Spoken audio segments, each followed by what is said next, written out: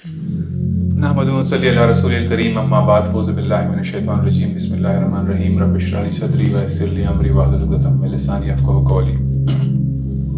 जज़ाकल्लाह खैर इस प्रोग्राम के इंतज़ाम का और मुझे मौका देने का कि इस नाजुक सूरत हाल में जो अभी पाकिस्तान फेस कर रहा है मैं अपनी राय का इजहार कर सकूं।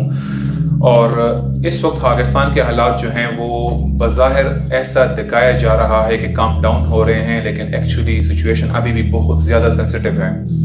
हालात जो हैं वो नॉर्मल नहीं है। हालात एक दफ़ा फिर तब्दीली के दहाने की तरफ जा रहे हैं और ईद के बाद प्रोबेबली हालात मज़ीद कशीदा हो सकते हैं। इस वक्त पाकिस्तान के अवाम में, अफवाज पाकिस्तान में शदीद एक रयामा है अमेरिका के खिलाफ।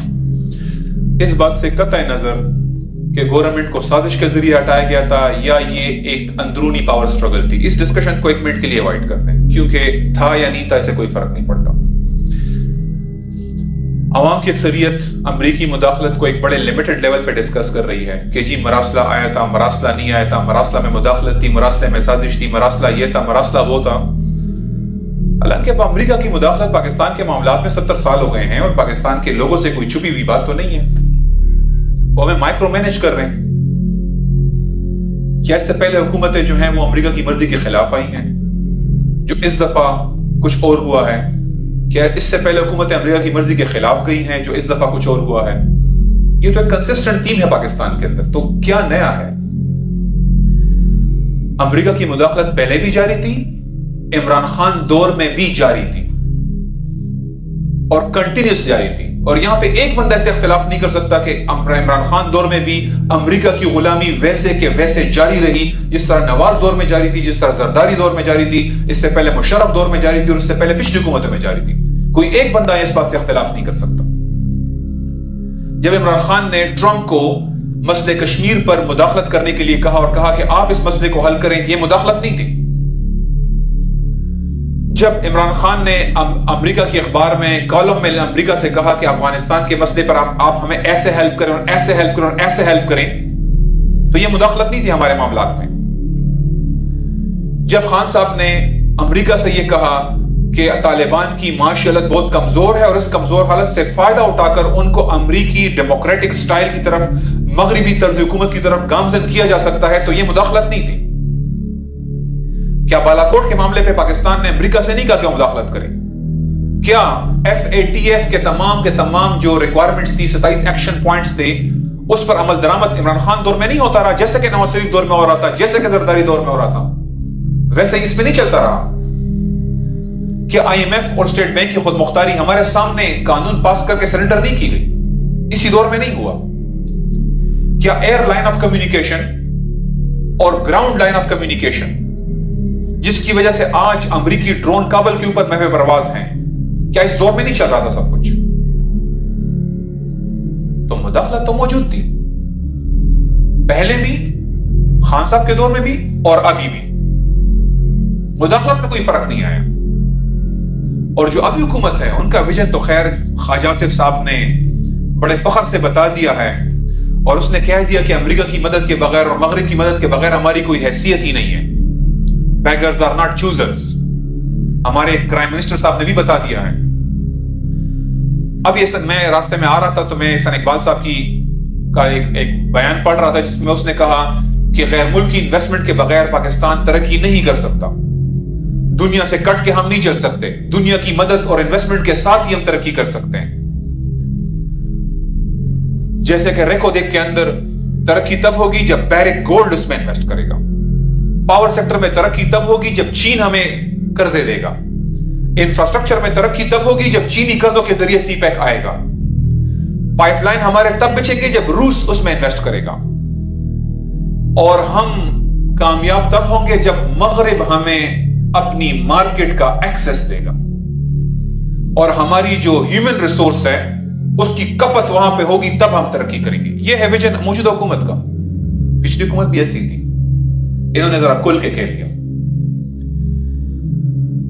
मुफ्ती इस्माइल साहब वाशिंगटन पहुंच चुके हैं। वहां पे वो ऑलरेडी कह चुके हैं कि IMF की शर्तों से हटकर हमने बड़ा जुल्म किया है और हमें IMF की शराइत पूरी करनी पड़ेगी। میری آپ سب لوگوں سے درخواست ہے کہ جس کے پاس بائک ہے، جس کے پاس گاڑیاں ہیں، اپنے ٹینک فل کروا لیں۔ اس نظام میں یہی چھوٹی چھوٹی خوشیاں آپ کو ملنی ہے کہ میں نے ریٹ بڑھنے سے پہلے ٹینک فل کروا لیا تھا، مجھے 60 روپے کی بچت ہو گئی اور مجھے 100 روپے کی بچت ہو گئی۔ جب حکومت اور اپوزیشن دونوں کا ایک ہی حال ہے، جب دونوں ہی پپٹس ہیں، دونوں ہی کرائم منسٹرز ہیں، دونوں ہی ایجنٹس ہیں، تو پھر ہمارے پاس وے فارورڈ کیا ہے؟ ہاں، اسلام کی ڈائریکشن کیا ہے؟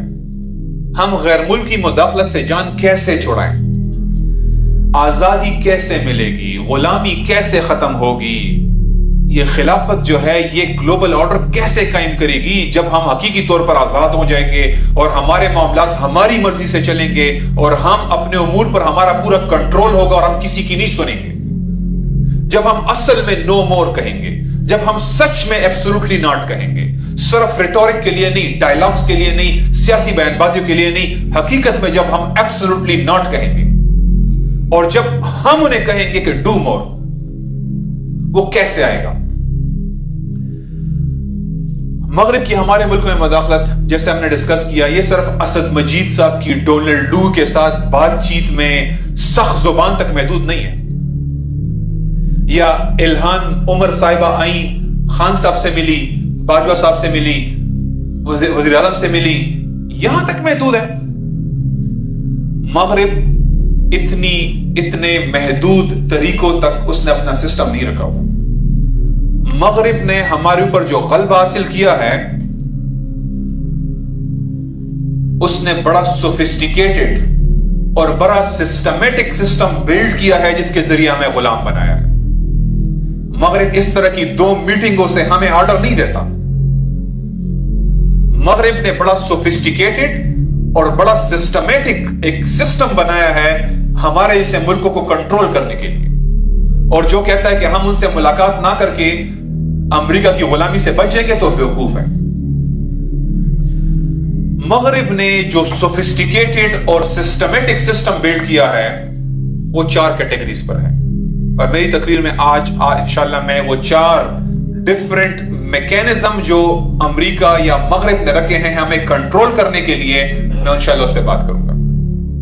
اور آخری بالکل مختصر سا میں ڈسکس کروں گا کہ خلافت میں یہ 4 میکینزم کیسے ٹوٹ جاتے ہیں اور ہم حقیقت میں آزاد ہوتے ہیں۔ تو میری سپیچ کا آگے کا جو وہ ہے تھیم ہے، وہ یہ 4 میکینزم ہے جس کے ذریعے امریکہ اور مغرب ہمیں کنٹرول کرتا ہے۔ نمبر 1 ہے انٹرنیشنل ادارے اور انٹرنیشنل قوانین۔ انٹرنیشنل ادارے کون سے؟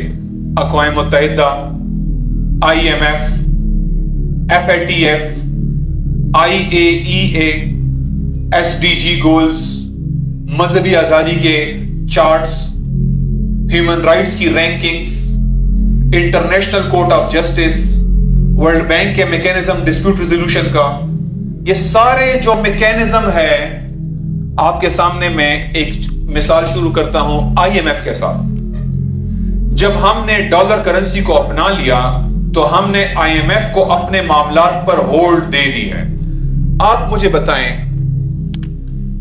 کہ آپ کے پاس کس طرح سے آزادی ہے جب ہمارے finance ministry, FBR، petroleum ministry, power ministry, commerce ministry, اس کے سارے جو بابو ہیں، 21 اور 22 گریڈ کے جو بابو ہیں، بیوروکریٹس، یہ پورے پاکستان کا ڈیٹا لے کر جاتے ہیں واشنگٹن یا دبئی، ان کے سامنے سارے اکاؤنٹس رکھ دیتے ہیں، جناب یہ ہے ہماری سچویشن، اب آپ بتائیں کیا کریں؟ آپ کے ملک کے سارے اکاؤنٹس، ساری منسٹری کے سارے اکاؤنٹس ان کے سامنے رکھے جاتے ہیں۔ مفتی اسماعیل صاحب گئے کہ اس نے کہا ہم اکاؤنٹس کے اندر گڑبڑ نہیں کریں گے، صاف و سیدھی بات ان کو بتائیں گے۔ بڑے ایماندار بھی ہیں ویسے، کہتے ہیں صاف اور سیدھی بات ان کو بتائیں گے، یہ ہماری سچویشن ہے۔ اس کے بعد IMF بتاتا ہے کہ کہاں پہ سبسڈی دینی ہے، کہاں پہ کٹ کرنی ہے، کہاں پہ انویسٹمنٹ کرنی ہے، کہاں پہ نہیں کرنی، بجلی گیس کے ریٹ کیا ہونے چاہیے، ٹیکس کتنا بڑھانا چاہیے، इनकम टैक्स क्या होना चाहिए, इंपोर्ट ड्यूटीज कितनी होनी चाहिए, एक्सपोर्ट का टारगेट इस साल का क्या होगा, फिस्कल डेफिसिट कितना होगा, प्राइमरी बैलेंस कितना होगा। ये वहां से इंस्ट्रक्शन का पूरा सेट लेकर आते हैं, जिसके बदले इनको $500 मिलियन या $1 अरब मिलता है। और ये पूरे हिदायत का पलंदा फिर इधर आता है और फिर यहां हमें बताया जाता है बिजली की कीमतें बढ़ाना नागुज़ीर है, पेट्रोलियम पर सब्सिडी जो है वो बर्दाश्त नहीं की जा सकती। फिर हमें यह भी बता दी जाता है, और मैं आपको इंटरेस्टिंगली बताऊं कि खान साहब जब पहली दफा IMF की चेयरमैन हेड से मिले तो उसने कहा, उसने मुझे मुल्क की मईशत के बारे में बड़ी अच्छी तजावीज दी और मैं उससे रहनुमाई हासिल करूंगा, क्योंकि उसे पता है मुझे मानना है। तो उसने कहा मैं उससे रहनुमाई हासिल करूंगा, अभी मुफ्ता इस्माइल पाकिस्तान पहुंचेगा और ऐसी बातें आपके सामने करेगा। आप कौन से आजादी की बात कर रहे हैं? आप 6,000 अरब में से 3,000 अरब सूदखोर माफिया बैंक और IMF को देते हैं, कौन सी आजादी की बात करते हैं? ये सिर्फ एक इदारे की बात कर रहा हूं। FATF मनी लॉन्ड्रिंग के नाम पे आया, पाकिस्तान को ग्रे लिस्ट में डाला। हमने अपना फाइनेंस मिनिस्टर हमाद अजहर को इंचार्ज बनाया कि उनके 27 एक्शन पॉइंट्स हैं, इन 27 एक्शन पॉइंट्स को तुमने सॉल्व करना है। उसके लिए कानून बदलना है, कानून बदलो। उसके लिए लॉ एनफोर्समेंट एजेंसी को बदलना है, उसको बदलो। इसके लिए मनी ट्रांसफर के रूल्स बदलने हैं, वो बदलो। कश्मीर जिहाद को रोकना है, उसको रोको। आज हाफिज सईद को 31 साल सजा देनी है, उसको सजा दिलवाओ। पूरा जिहादी इंफ्रास्ट्रक्चर खत्म करना है, वो खत्म करो। सारे बैंकों के रूल चेंज करने, चेंज करो। लेकिन हमें इस ग्रे लिस्ट से निकालो। तो आपका मिनिस्टर हमाद अजहर वो इस बात का इंचार्ज था कि प्रोग्रेस रिपोर्टें FATF के पास जमा करें और फिर बताए सर हमने ये कर लिया है, अब तो हमें लिस्ट से निकाल ले। उन्होंने कहा नहीं, ये 2 पॉइंट और रहते हैं, ये भी करो। फिर उसके बाद 6 महीने बाद फिर रिव्यू होता है, उसके बाद फिर उनके सामने मंजूरी की जाती है। वो फिर कहते हैं नहीं, ये भी चेंज करो। कौन सी आजादी की बात कर रहे हैं? अक़वाम मुत्तहिदा ने इस वक्त पाकिस्तान की अफगान पॉलिसी उनके हाथों में है, पाकिस्तान की कश्मीर पॉलिसी अक़वाम मुत्तहिदा के हाथों में है।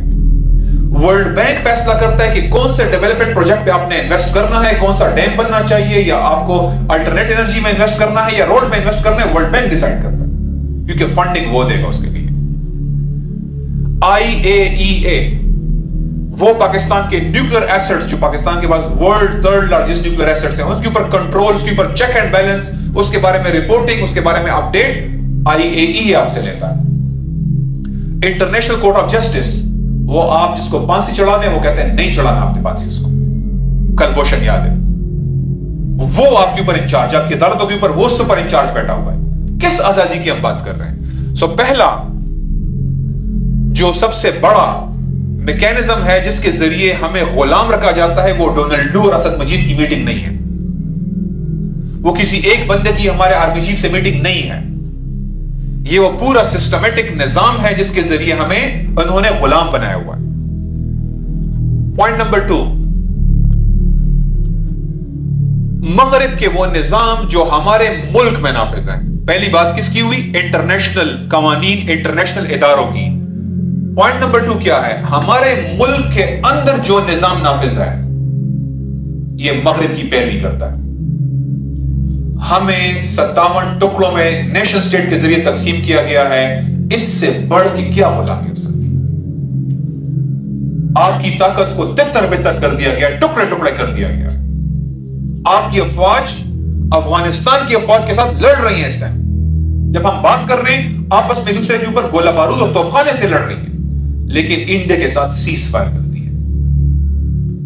इंडिया के साथ सीज फायर करती हैं, लेकिन ड्यूरल लाइन के ऊपर इस वक्त एक दूसरे के ऊपर बमबारियां कर रहे हैं। पाकिस्तान के जहाज उड़कर अफगानिस्तान में बम्बिंग करते हैं, वहां से फायर इधर आते हैं। टुकड़े टुकड़े कर दिए उन्होंने हमें। ये जो जमहूरियत है जो उन्होंने हमें दी है, इसमें सब कुछ जायज हो जाता है, जो मर्जी जायज करवा लें। मुल्क की आधी दौलत IMF को देना, बैंकों को देना जायज है, कुछ इलीगल नहीं है, सब कानूनी है। ये छोटे चोर, उचक्के, उटाईगीर, जेब कुतरे, ये लोग सख्ती से मना है। ان کی اجازت نہیں ہے جمہوریت میں, ان کو سزا ملے گی, یہ کوٹ لکھپت میں بیٹھیں گے, یہ اڈیالہ جیل میں جائیں گے. لیکن جنہوں نے سوٹ پہنا ہوگا, ٹائی, بالوں میں جیل لگاتے ہیں, واسکٹ پہنتے ہیں, تھوڑی بہت انگلش بول لیتے ہیں, اقبال, فیض, جالب کی شاعری بھی ان کو آتی ہے, یہ لوگ ہیں جو سب سے بڑے چور ہیں, اور یہ سیاسی جماعتوں میں بیٹھے ہوئے, اور انہوں نے مغرب کے فرنٹ مین ہیں, مغرب کو اپنی آدھی دولت ملکی لوگوں سے لوٹ کر ان کے حوالے کرتے ہیں. سب کچھ لیگل ہے, ان پہ کوئی کیس نہیں ہو سکتا. یہ وہ لوگ ہیں جو ابھی چاہیں تو کہیں ہم لوگوں کو انشورنس اسکیم کے ذریعے ہیلتھ کارڈ دے رہے ہیں, تو وہ کام جو ہم 50 ارب میں کر رہے تھے 200 ارب میں کرنا شروع کر دیا. یہ پیسہ کس کے پاس جا رہا ہے؟ پرائیویٹ اسپتالوں کے پاس جا رہا ہے, انشورنس کمپنیوں کے پاس جا رہا ہے. کہتے ہیں آپ کی خدمت کریں, آپ کو تو علاج ہو رہا ہے نا, تو یہ پیسے کہاں سے آ رہے ہیں؟ 50 ارب کی جگہ پہ 200 ارب میں وہ کام کر رہے ہیں, پیسے آ کہاں سے آ رہے ہیں؟ پیسے آپ ہی سے نکالے جا رہے ہیں. لیکن اس کا ایک بڑا حصہ اب پرائیویٹ اسپتالوں کے پاس جا رہا ہے اور انشورنس کمپنیوں کے پاس جا رہا ہے. وہ سٹنٹ جو 12,000 میں پڑتا ہے, 1,94,000 میرے دوست نے سٹنٹ لگوائے تھے. کہاں جا رہا ہے پیسہ؟ یہ مت کہیں کہ مجھے اچھا علاج مل گیا, اس علاج کی ساری آپ کی چمڑی ادھیڑ کر آپ سے پورا کر رہے ہیں. سب کچھ لیگل ہے. آپ ہی کے پیسے اٹھا کر پرائیویٹ اسپتالوں کو دینا, انشورنس کمپنیوں کو دینا لیگل ہے. ہمارے تیل, گیس, سونا, چاندی, کول, آئرن, کوبالٹ, کرومیم, یہ جو بلینز آف ڈالر کے ذخائر ہیں, 4, 5, 3 اور 6% رائلٹی پہ کمپنیوں کے حوالے ہو جاتے ہیں. 6% رائلٹی پہ, یعنی 6% سرکار کو دیں, باقی سب آپ کا. یہ کیا لوٹ مار ہے؟ زمین کے اندر دولت ہے, ہماری ہے, قوم کی ہے, ملک کی ہے, لوگوں کی ہے, کمپنیوں کی کیسے ہو گئی؟ سب لیگل. یہ بزنس ماڈل ہے, لیگلائزڈ چوری. یار یہ بڑے لو لیول کا کام ہے یار. بائک پہ بیٹھو, گن اٹھاؤ, بندے سے موبائل پکڑو, بھاگو, کہیں نہ کہیں گولی بھی لگ جاتی ہے, کہیں نہ کہیں پکڑے جاتے ہو, 2-3 دفعہ کرنے کے بعد کہیں نہ کہیں پولیس کے ہاتھ پہ چڑھ جاؤ گے, الٹا لٹکا کے تمہیں الٹا لٹکا کے ماریں گے. یہ کون سا طریقہ ہے؟ یہ طریقہ اپناؤ, جمہوریت میں M&A بن جاؤ, ہر انلیگل چیز کو لیگل کر دو, بلین سے کم کام نہ کرو, اس میں پکڑے جاؤ گے. بلینز ٹریلینز میں ڈیل کرو, سیف ہو. چلیں اور چھوڑ دیں, آپ پکڑے بھی جائیں نا کرپشن کے ساتھ, نیب کے ساتھ پلی بارگین کر لیں. قانون میں لکھا ہوا ہے کہ نیب 50% دے دیں, نیب آپ کو معاف کر دے گا. لیگل ہے سب کچھ. تو چھوٹے والے ایک لیول سے ہٹیں, اوپر لیول پہ آئیں. یہ ہے ڈیموکریسی. تو ہماری دولت ملٹی نیشنل کے پاس جاتی ہے, بینکنگ مافیا کے پاس جاتی ہے, IMF کے پاس جاتی ہے, انشورنس کمپنیوں کے پاس جاتی ہے, سب کچھ لیگل. اور اس سسٹم نے بجلی بنانے کا کام وافد اور سرکار سے چھین کر دے دیے کمپنیوں کو. 900 ارب روپے کی کیپیسٹی پیمنٹ دے رہے ہیں ہم ان کو. یعنی بجلی نہ بناؤ تو آپ کو اتنے پیسے ملیں گے. پورے پاکستان کے بجٹ سے زیادہ ہے جو ہم ڈیولپمنٹ کا بجٹ ہے فیڈرل, اس سے زیادہ ہم صرف اس پہ پیمنٹ دے رہے ہیں. لیگل کانٹریکٹس ہیں سرکار کے اور ان کے درمیان میں, ورلڈ بینک گارنٹور ہے درمیان میں, سورن گارنٹیز ہیں. یہ ہے کرپشن کا لیول. یہ جو فیڈرل سٹرکچر ہے ہمارے مسلم ورلڈ میں, جو علاقہ الگ ہوا ہے اس وفاقی نظام کی وجہ سے ہوا. کہیں بلوچستان کو آزادی چاہیے, کبھی پختونوں کے ساتھ ظلم ہو رہا ہے, کبھی سندھو دیش ان کو چاہیے, سوڈان میں مغربی جنوبی سوڈان الگ ہو گیا, انڈونیشیا سے ایسٹ تیمور اور آچے الگ ہو گیا, عراق عملاً 3 پارٹ میں ڈیوائیڈ ہو چکا ہوا ہے اس فیڈرل نظام کی وجہ سے. کوئی ایک ملک نہیں, یہ 3 ملک ہیں اس وقت. اس وفاقی نظام بنگال نام سے اسی لیے الگ ہوا. ہمارے ملکوں میں ویسٹرن ریپبلکن فیڈرل سٹرکچر ہمارے اندر رکھا ہوا ہے. سب کچھ وہی ہو رہا ہے جو وہ چاہتے ہیں. یہ غلامی ہے. سیکولر عدلیہ یہ غلامی ہے. جو پورا تعلیم کا نظام ہے یہ غلامی ہے. یہ ہے سیکنڈ لیول. ہمارے ملکوں میں اپنا نظام نافذ کر کے یہ لوگ ہمیں غلام بنائے ہوئے ہیں. تو نمبر 1 کیا تھا؟ انٹرنیشنل ادارے اور انٹرنیشنل قوانین. نمبر 2 کیا ہے؟ ہمارے ملکوں کے اندر جو نظام نافذ ہے. یہ 1940s 1950s میں مسلم ورلڈ کے اندر ہر جگہ پہ انہوں نے یہ انسٹیٹیوشن بلڈ کیے اور اس کے ذریعے وہاں پہ حکومت کر رہے ہیں. جو تیسرا ہے بڑا اسٹریٹ فارورڈ, بڑا سمپل ہے, اور وہ ہے فوجی موجودگی یا ایمبیسیز جو ہیں ان کی. ویسٹ ڈائریکٹ آیا ہوا ہے افغانستان میں، تو عراق میں موجود ہے، یمن کے اندر موجود ہے، شام کے اندر روس موجود ہے، ایسٹ ترکستان میں چائنا موجود ہے، کشمیر میں انڈیا موجود ہے۔ جب ان سے معاملات ان کو لگتا ہے کہ ان کے ایجنٹ نہیں سنبھال پائیں گے، وہ خود ڈائریکٹ آ جاتے ہیں، تو ڈائریکٹ وہ آئے ہمارے پاس۔ اب ہم کس طرح سے آزادی کا دعویٰ کریں جب ہمارا قبل اول جو ہے وہ یہود کی گرفت میں ہے، اور مسجد کے اندر ایسے پٹاخے اور دھماکے ہو رہے ہیں جیسے کہ ہم وار زون میں بیٹھے ہوئے ہیں۔ یہ ہو رہا ہے مسجد اقصی کے اندر آج۔ ہر دوسرے دن غزہ کے اوپر راکٹ کی بمباریاں ہوتی ہیں، میزائل فائر ہوتے ہیں، عورتوں کی بے حرمتی ہوتی ہے، بچوں کو گرفتار کرتے ہیں، 1700-1800 بچے 8 سال کے اور 9 سال کے جیلوں میں بند ہیں۔ کون سی آزادی کی ہم بات کر رہے ہیں؟ کشمیر آکوپائیڈ ہے، مشرقی ترکستان میں کیا ہو رہا ہے، شام کے اندر وہ کیا کر رہے ہیں، روس نے اپنے 200 ہتھیار شام میں ٹیسٹ کیے۔ یہ ٹیسٹنگ گراؤنڈ ہے مسلمان، ذرا دیکھتے ہیں یہ ویپن کیسے کام کرتا ہے، مسلمانوں پہ پہن دو۔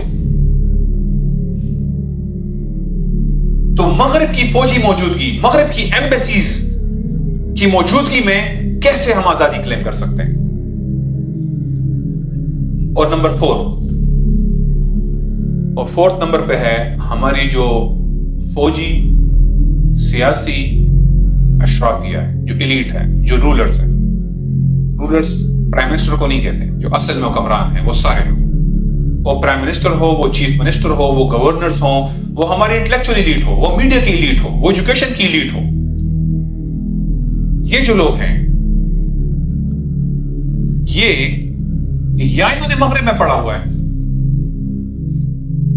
یا پھر یہاں بھی پڑھا ہوا ہے تو ان کے اداروں سے، وہ ایچ ایس این ہو، برٹش کونسل سے کے کورسز کیے ہوں، وہ لمز ہوں، وہ این ڈی یو ہو، وہ نسٹ ہو، جہاں پہ ایک خاص طریقے سے ان کی ذہن سازی کی جاتی ہے۔ جہاں تک سائنسز کی بات ہے اٹس یونیورسل، اس میں کوئی مسئلہ نہیں ہے، لیکن جب پولیٹیکل سائنس آپ ویسٹ کا پڑھتے ہیں، جب آپ لا ویسٹ کا پڑھتے ہیں، جب آپ سوشیولوجی ویسٹ کا پڑھتے ہیں، جب آپ ہسٹری ویسٹرن سٹائل سے پڑھتے ہیں، جب آپ کمپیریٹیو ریلیجن ویسٹرن سٹائل میں پڑھتے ہیں، تو آپ مغرب کے ایجنٹ بن جاتے ہیں۔ اور ہماری پوری پولیٹیکل ایلیٹ، ہماری پوری ملٹری ایلیٹ وہ ویسٹ سے ٹرینڈ ہے، ادھر ہے یا ادھر ہے، ٹرینڈ ویسٹ سے ہے۔ آج سارے منسٹر مین اٹھا لیں، جو پلاننگ منسٹر ہے، فائنانس منسٹر ہے، سب نے وہاں سے ڈگریاں کی ہوئی ہیں۔ اس سے پچھلی حکومت کو اٹھا لیں، سب وہاں سے پڑے ہوئے ہیں۔ And they come with a specific mentality. ان کو سیکولرزم ہی درست نظام لگتا ہے، اور مذہب کا انفلوئنس فتنہ اور فساد لگتا ہے۔ اگر کوئی مذہبی اختلاف ہو تو یہ فرقہ واریت ہے، اور اگر سیکولر اختلاف ہو تو جمہوریت کا حسن ہے۔ اگر مذہبی لوگ سڑک پہ آ جائیں تو یہ فساد پھیلا رہے ہیں، اگر وہ سڑک پہ آ جائیں جمہوری حق ہے، لوگوں کا حق ہے جمہوریت میں، خواہ وہ سٹرائک کرنا ہو، وہ چیزیں توڑنا ہو، یہ جمہوریت ہے۔ پارلیمنٹ میں دوسرے کا منہ توڑنا ہو، یہ جمہوریت کا حسن ہوتا ہے۔ لیکن اسلام کے سے ریلیٹڈ ذرا سی کوئی بات آ جائے، یہ فوراً چیخنا شروع کر دیتے ہیں۔ یہ ویسٹ منسٹر ڈیموکریسی کو حکومتی نظام کی معراج سمجھتے ہیں۔ خان صاحب نے جب آئے تو اس نے کہا تھا میں ویسٹ منسٹر سٹائل میں ہر دفعہ اسمبلی میں حاضر ہوں گا اور کوشچن کا جواب دوں گا، جیسے کہ وہاں پرائم منسٹر کو جواب دیتا ہے۔ اس ماڈل سے امپریسڈ ہے، ہمیں وہی چاہیے، مجھے پی ٹی وی کو بی بی سی کی طرح بنانا ہے، اس ماڈل سے امپریسڈ ہے یہ لوگ۔ ان لوگوں کو قانون کے اندر جو اس وقت کورٹس کے اندر کامن لا ہے، جو انگریز کا قانون ہے، وہ آئیڈیل لگتا ہے۔ میں وکیلوں سے ملتا رہتا ہوں اور وہ امپریسڈ ہے اس سے، وہ سمجھتے اتنا اعلیٰ، اتنا عرفہ نظام، اتنا نفیس نظام، اتنا زبردست سسٹم آ نہیں سکتا۔ حالانکہ وہ دیکھ رہے ہیں کہ لاکھوں لوگ رول رہے ہیں اس میں، لیکن جب وہ اس جوڈیشل انٹرپریٹیشن کرتے ہیں، وہ کہتے ہیں واہ جج صاحب نے کیا زبردست اینگل نکالے ہیں اس کامن لا کو، سے وہ امپریسڈ ہے۔ ان سے کہو شریعت، کہتے ہیں نہیں وہ پرانا نظام ہے، وہ نہیں چلے گا، یہ اپڈیٹڈ، یہ ارتقائی نظام ہے، پروگریسو سوچ اپنائیں آپ، یہ اب ڈیولپمنٹ ہو چکی ہوئی ہے، اس کے اندر کمی کوتاہی ہوگی ٹھیک کر دیں گے، لیکن یہ ویسٹ کا نظام ہی ہونا چاہیے۔ कैपिटलिस्ट मॉडल को हाथ पे आकर समझते हैं ये लोग। मैं आप सबको रिकमेंड करूंगा, अभी एक प्रॉफिट मैगजीन ने मुफ्ता इस्माइल का एक इंटरव्यू किया जिसमें 3-4 इकोनॉमिस्ट हैं, और आप सिर्फ इस बंदे का इंटरव्यू सुने जिसमें वो पूरा कैपिटलिस्ट मॉडल के एक एक एस्पेक्ट आपके सामने रखता है और कहता है कि ये तरक्की का रास्ता है, बस इसके अलावा कोई रास्ता नहीं। मजाक उड़ा रहा है आज वेस्ट में जाके कुरान का और कुरान के अल्फाज का, अमर बिल मारूफ और नही मुनकर का मजाक उड़ा रहा है आज। कैपिटलिस्ट सिस्टम हर पे आखिर है। Same is the case with Hammad आजम। मैं कोई एक पार्टी की बात नहीं कर रहा। शौकत तरीन, हफीज पाशा, हफीज शेख, सारे वहां से ग्रेजुएट हैं, वहां से मास्टर्स हैं, वहां से पीएचडी हैं, और उनके सोल्यूशन हम पे नाफिज कर रहे हैं। यही 25 लोग हैं पाकिस्तान में। हर हुकूमत आखिर की कौंसल बनाती है, वही पुराने टोटके, वही पुराने सोल्यूशन जिसने मुल्क का बेड़ा गर्क किया है, उनमें से एक और बंदे को लाकर वही उसूल दोबारा नाफिज करवाए जाते हैं। ये लोग मगरिबी एन के पहनी हुई है, हर चीज उधर से देखते हैं। जो चीज वेस्ट से मैच करती है, मजहबी आजादी, वाह आला, बहुत जबरदस्त आइडिया है मजहबी आजादी, यानी इस्लाम की तौहीन करो, मजहबी आजादी है। देखें ना, वेस्ट भी तो तरक्की कर रहा है। वेस्टर्न लिबरल आइडियाज को ये ऑन करते हैं ये लोग। आप लोगों ने जनरल बाजवा की स्पीच के बारे में पढ़ा होगा, जब उसने इस्लामाबाद सिक्योरिटी डायलॉग में कहा कि जी अमेरिका हमें ट्रेनिंग देता है, अमेरिका हमें हथियार देता है, हम अमेरिका पे डिपेंडेंट हैं, हम अमेरिका से ताल्लुकात खराब नहीं कर सकते। अमेरिका तकरीबन उसने यही कहा कि अमेरिका हमारा माई बाप है। ये अल्फाज उसने कहे। ये पाकिस्तान की मिलिट्री लीड जो उससे बाहर सोच भी नहीं सकते। SDG, sustainable development goals, education के अंदर हमें यूएन के डिसाइडेड ये गोल्स अचीव करने हैं। और अगर आप मैं जिस तरह आपके सामने जनरल बाजवा की तकरीर का हवाला दिया, आप शहबाज गिल की तकरीर सुने। एक पुरानी तकरीर उसकी निकली है जिसमें वो कहता है हम मगरिब की तरह के लोग हैं, हमें चीनी सूट नहीं करते, मगरिब का निजाम, हमारी हर चीज मगरिब से मैच करती है, हमें मगरिब को अपनाना चाहिए। वो शहबाज गिल जिसने डॉक्टरेट की है, वो स्पीच कर रहा है और कहता है कि सीपैक बंद होना चाहिए। मुझे सीपैक मैं खुद भी समझता हूं बंद होना चाहिए। हमें किसी भी बाहर की पावर्स के ऊपर डिपेंडेंस नहीं होनी चाहिए, हमारी अपनी रिसोर्सेज के ऊपर सब कुछ खड़ा होना चाहिए। लेकिन उसका आइडिया सुने, वो कहते हैं सीपैक गलत है, अमेरिका के साथ हमें लिंक जोड़ना चाहिए, क्योंकि अमेरिका और हम एक तरह के लोग हैं, मगरिब और हम एक तरह के, तो हमें उनके साथ लिंक जोड़ना चाहिए। ये शहबाज गिल की स्पीच है। ये अवाम से कट चुके हैं, ये अवाम को जाहिल समझते हैं, ये समझते हैं इन लोगों ने पढ़ा नहीं है, मॉडर्न एजुकेशन वेस्ट की नहीं की हुई, इसलिए इनको समझ नहीं है, और हम किसी तरीके से वेस्टर्न मॉडल ही इनके ऊपर नाफिज करेंगे। ये जो पॉलिटिकल एलीट है पाकिस्तान की, ये जो मिलिट्री एलीट है, ये मुसीबत की जड़, ये वेस्ट के एजेंट्स हैं। बेशक वो सिंसियर हो, बेशक वो सिंसियर हो, ये मेंटली वेस्ट के एजेंट्स हैं। कुछ पेड एजेंट्स हैं और कुछ फिक्री एजेंट्स हैं। सो नंबर 4 जो हमारे पास है वो है वेस्टर्न एजेंट्स जो हमारे मुस्लिम वर्ल्ड के अंदर मौजूद हैं। तो अगर मैं क्विकली रिकैप करूं, इंटरनेशनल इदारे और कवानीन, हमारे मुल्कों के अंदर मगरिबी निजाम, मगरिब की बराह रास्त प्रेजेंस, और नंबर 4 मगरिबी एजेंट हुक्मरान, मगरिबी एजेंट तबका जो हमारे मुल्क के अंदर मौजूद है। ये है 4 सोर्सेज ऑफ अमरीकी गुलामी, मगरिब की गुलामी। और हमारे मुल्कों में जो असल में सबसे बड़ी इंटरफेरेंस हुई थी वो 3 मार्च 1924 को हुई थी, जब मगरिब ने, अंग्रेजों ने मुस्तफा कमाल के साथ मिलकर खिलाफत का खात्मा किया था, खलीफा को जलावतन किया था, और जबर के जरिए हमारे मुल्कों में सेकुलराइजेशन इंप्लीमेंट करवाई थी, जिसमें लौज़ाने मुआहदे के अंदर उन्होंने, मुस्तफा कमाल ने दस्तखत किया, अपने सारे मुसलमान इलाके सरेंडर कर दिए और ये सारे इलाके मगरिब के पास आए। मगरिब ने वहां पे इस 4 मैकेनिज्म के जरिए हर मुल्क को कंट्रोल हासिल कर लिया। अब वहां पे हुकूमतें बदलती रहती हैं, चेहरे बदलते रहते हैं, वो स्ट्रक्चर मौजूद है जिसकी वजह से हर हुक्मरान, खा वो अच्छा हो या बुरा, वो करप्ट हो या नॉन करप्ट, वो गुलाम रहता है। तो ये वो सबसे बड़ी इंटरफेरेंस थी जिसकी वजह से हम आज गुलाम हैं। हिंदुस्तान में ये इंटरफेरेंस 1857 में हुई थी, जब मुसलमानों को शिकस्त हुई और जब सर सैयद और देवबंद अलग अलग हो गए اور ہمارے ملکوں کے اندر سیکولرائزیشن کی جڑ رکھ دی گئی کہ مذہبی تعلیم الگ ہے اور دنیاوی تعلیم الگ ہے، اور ان کو فیسیلیٹیٹ کیا گیا تاکہ یہ الگ الگ رہیں، اور وہ ادارے بلڈ کیے گئے، وہ سیاسی نظام بلڈ کیا گیا، وہ عدالتی سسٹم بلڈ کیا گیا، وہ پولیس ایکٹ بلڈ کیا گیا، وہ زمینوں کے قوانین، وہ آئلی قوانین، سارے کے سارے اس طرح کنسٹرکٹ کیے گئے کہ ہم مغرب کے غلام رہیں۔ اور ان 4 اسالیب کو جب تک ہم ختم نہیں کریں گے تب تک آزادی کے ہم گرد کو بھی نہیں پا سکتے۔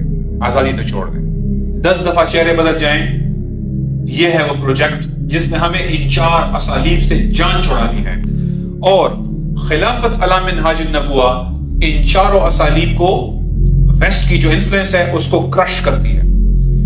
خلافت اپنا ورلڈ آرڈر قائم کرتی ہے، خلافت یونائٹڈ نیشن کی ممبر نہیں بنتی، خلافت IMF کی ممبر نہیں بنے گی، خلافت FATF کو ختم کرے گی، خلافت ورلڈ بینک سے لون نہیں لے گی، خلافت ان اداروں کو جڑ سے اکاڑے گی، پورے باقی دنیا کو اپنے ساتھ ملانے کی کوشش کرے گی۔ اول تو مسلم ورلڈ جو دنیا کے مرکز کے اوپر ہے، پھر اس کے بعد جو تھرڈ ورلڈ ہے اس کو اپنے ساتھ جوڑے گی تاکہ ہم دنیا کو اس ورلڈ آرڈر سے آزاد کرائیں، نہ کہ صرف اپنے آپ کو۔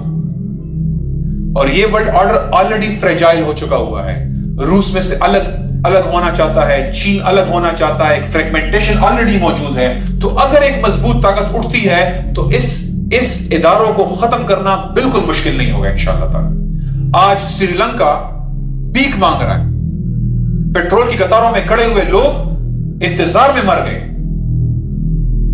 یہی حالت وینزویلا کی ہے، یہی حالت برازیل کی ہے، یہی حالت چلی کی ہے، یہی حالت اٹلی کی ہے، مختلف ملکوں میں یہ سچویشن پیدا ہوئی، یہی حالت گریس کی ہے۔ یہ ساری دنیا اس نظام سے تنگ ہے، ان کو ایک مضبوط طاقت چاہیے جو کھڑا ہو سکے، جو کھڑی ہو سکے ان اداروں کے خلاف، تاکہ دنیا ایک اور الٹرنیٹ پلیٹ فارم کی طرف آگے آئے، اور یہ انشاءاللہ خلافت مہیا کرے گی۔ تو اس طرح سے انٹرنیشنل اداروں کی جو بدماشی ہے اس کا خاتمہ کیا جائے گا۔ اللہ اکبر، اللہ اکبر، اللہ اکبر۔ جو ویسٹ کی پریزنس ہے، خلافت جہاد کرے گی، ریاستی جہاد۔ ہم لڑکے نہیں بھجوائیں گے، ہماری افواج جائے گی، ہمارا ٹینکور جائے گا، ہمارے SSG جائیں گے، ہماری تھرڈ نارتھرن لائٹ انفینٹری جائے گی۔ ہم ان جرنیلوں کو کہیں گے کہ اپنے افواج اور آفیسرز کو آگے بھیجوائیں جو انتظار میں ہیں۔ وہ کشمیر ہم لڑکوں سے نہیں آزاد کروائیں گے، ہم مسلم امہ کو براہ راست جوڑیں گے۔ یہ افواج کا کام ہے، ہم نے اس کے لیے تربیت دی ہے، انہوں نے پھول ستارے اس لیے نہیں لگائے کہ وہ صرف بازاروں میں ان کی عزت کی جائے، ان کو اس لیے پھول ستارے لگائے گئے ہیں، تربیت کی گئی ہے تاکہ وہ مسلم علاقے آزاد کریں، اور وہ بالکل تیار ہیں اس بات کے لیے۔ آج ان کی ڈگنیٹی مجروح ہوئی ہے، کتنے سخت تکلیف میں آج کو افواج والے، ان کو لگتا ہے کہ امریکہ ہمارے ملک میں مداخلت کی ہے تو اتنی سخت ان کی انا مجروح ہوئی ہے، وہ بالکل عزت دار لوگ ہیں، وہ چاہتے ہیں، لیکن یہ جو لیڈرشپ ہے انہوں نے کو یہ غمال بنایا ہوا ہے۔ اس لیے خلافت اپنی افواج موبلائز کر کے مقبوضہ علاقوں کو رہا کرے گی تاکہ ان کی جڑیں یہاں سے ختم کر دی جائے۔ ان علاقوں میں ان کی کوئی ایمبیسی موجود نہیں ہوگی۔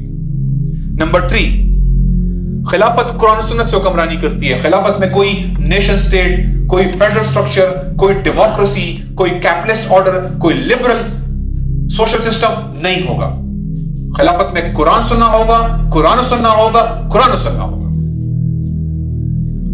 اور اس کا پورا مسودہ، پورا آئین، تمام پالیسیاں ریڈی ہیں امپلیمنٹ کرنے کے لیے۔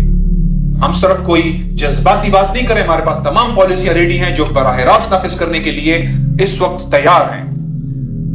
اور نمبر 4، خلافت انشاءاللہ اس پولیٹیکل میڈیم کو، یہ جو اس وقت پولیٹیکل میڈیم چاہے ہوا ہے، جو آپ کو ٹاپ کے اینکر نظر آتے ہیں، ٹاپ کے دانشور نظر آتے ہیں، ٹاپ کے جو جرنیل نظر آتے ہیں، ٹاپ کے جو بیوروکریٹ نظر آتے ہیں، جو مغربی سوچ سے ہمیں مسلسل ٹیم پر بیٹھ کرنا مشورے دے رہے ہوتے ہیں، انالیسس کر رہے ہوتے ہیں، جو ٹاپ کے وکیل نظر آتے ہیں، اس پولیٹیکل میڈیم کو ریپلیس کریں گے۔